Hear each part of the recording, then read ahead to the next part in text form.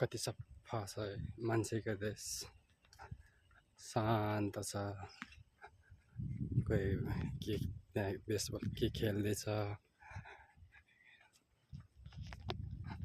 त्यो डाँडा माथि पार्क छ जस्तो छ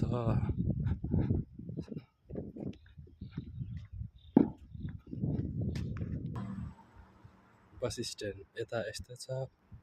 यतापट्टि यस्तो छ मान्छेको देशमा बस स्ट्यान्ड फुल पनि सुकिसक्यो सबै सब झरिसक्यो 3-4 दिन पहिला कति राम्रो थियो फुलहरू सबै बाटोतिर झरिरहेको थियो अहिले सब ओइलाइसकेछ यता झरिली रहेछ गाउँ पनि के छ र शान्त हो शान्त पनि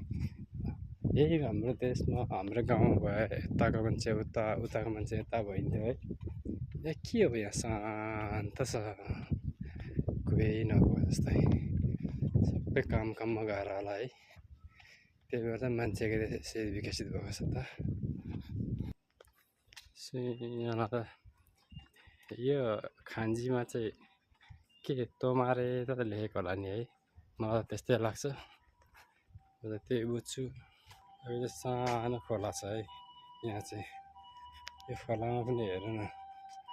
यो खोलामा पनि हेर्नु न है यस्तो नाली बनाइदिएको छ अनि कस्तो ढलाइ गरेको छ हेर्नु त सेफ्टी वरिपरिको कति सेफ्टी बनाइदिएको छ एम्बुलेन्स जानु थाल्यो एम्बुलेन्स आएपछि यहाँ चाहिँ सबैजनाले गाडी रोकेर परदेखि गाडी रोकेर जान दिन्छ पहिलो प्राथमिकता चाहिँ एम्बुलेन्सलाई छ यहाँनिर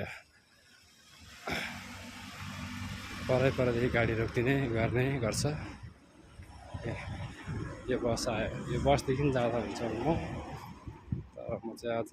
ट्रेनदेखि नै जाने भएकोले यो बस चाहिँ ताचिगाउँ जाने भएकोले आज चाहिँ मेरो अलिक छिटै ड्युटी सकेकोले गर्दाखेरि म चाहिँ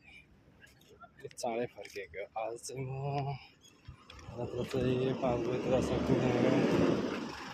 आज चाहिँ मेरो 4 बजे नै सकियो त्यही भएर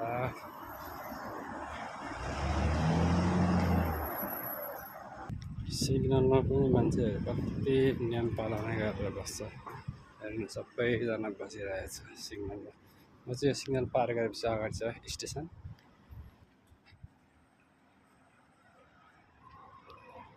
म चढ्ने रेलवे स्टेसन चाहिँ आइपुग्यो अब यहाँदेखि चढेर माथि छ जानुपर्ने चाहिँ म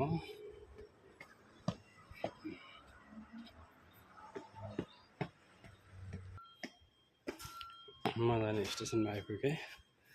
अब यहाँनिर यहाँ टच गर्नुपर्छ टच गरेपछि देखाउँछ